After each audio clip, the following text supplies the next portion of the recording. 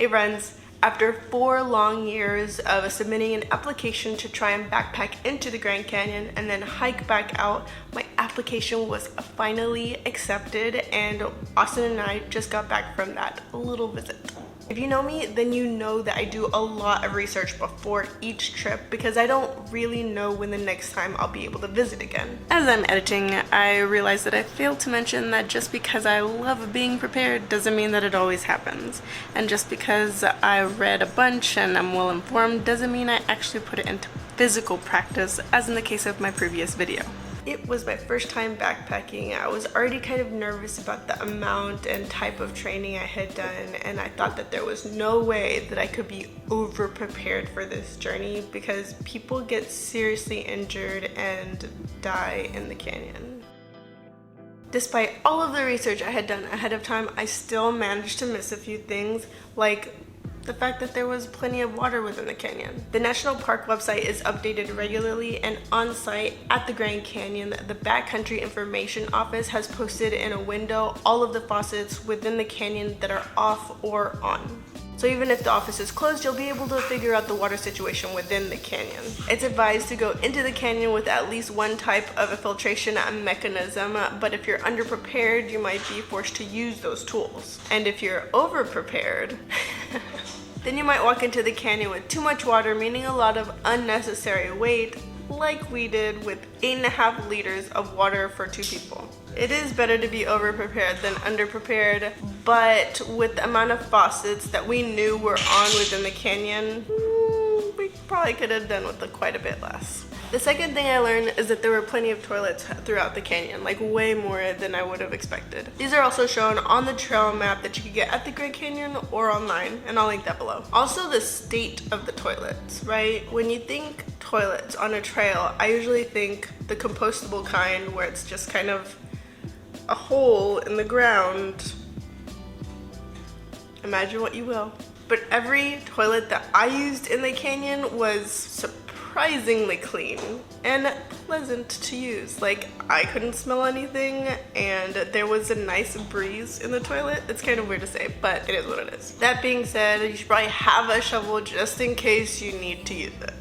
Next, while GPS devices can be great to use, especially in emergency situations, they're not 1000% reliable when it comes to mile tracking, at least within the Grand Canyon. Austin has a Garmin watch and we were attempting to use it for mileage tracking, especially the second day where we had to walk 12 miles. But Austin remembered and taught me that a GPS is only reliable within a certain distance from the device. And on any given day, not far from where we were walking was a cliff. So occasionally the GPS tracking went down the cliff and then back up to us, and then down the cliff and then back up to us, and then down the cliff and then back up to us. So it looked like we were walking a lot more than we actually were, according to the GPS. This is also another great reason why you should carry a physical map.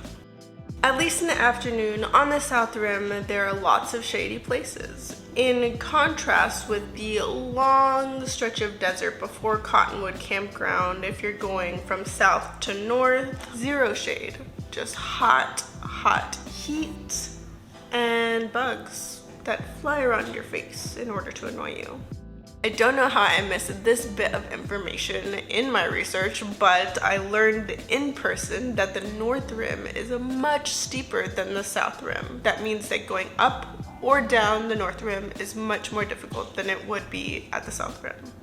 The last thing I learned is that I have an ideal itinerary if I were to ever do this trip again. My ideal itinerary would be a 4-day trip, where the first day is from the North Rim to Cottonwood, the second day is from Cottonwood to Bright Angel Campground or Phantom Ranch, the third day to Indian Garden, and the last day from Indian Garden up to the South Rim. This itinerary would accomplish a few things, first of all being doing the most difficult part, the North Rim, when you're most fresh. It would also cut our longest day of 12 miles up into 2 days, making it more of a relaxed journey. But I'm not saying it would be easy. I think that backpacking is strenuous and pretty difficult. You would still need to carry all of that gear and weight, but relax.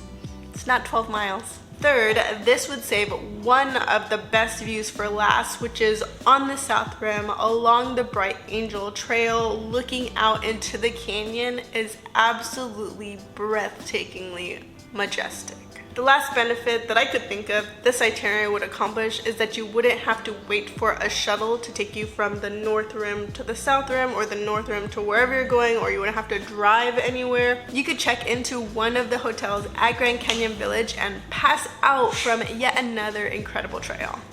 There are also a lot of restaurant options at Grand Canyon Village, one of which is El Tovar. I would recommend visiting in the daytime because the view looking out into the canyon is magnificent. When we went, I thought that reservations were mandatory, so I got one ahead of time, but when we checked in for our reservation, the group ahead of us didn't have one and they were able to get seated anyway. However, this might have more to do with us going in the shoulder season or in the off season. The food was okay, our dessert was amazing. Our server Ernesto told us that they had a pastry chef on staff and that's why the dessert was the best. If I were to go again, I would get a window seat at sunset with like 3 desserts and maybe like a water or tea or something. If you're going to the Grand Canyon and you're watching this for research, I hope you have the best time. Please let me know if you have any questions about what I talked about. If you're not watching this for research and you're here because you're my friend and you like me, I like you too, and I'll see you next time. Bye.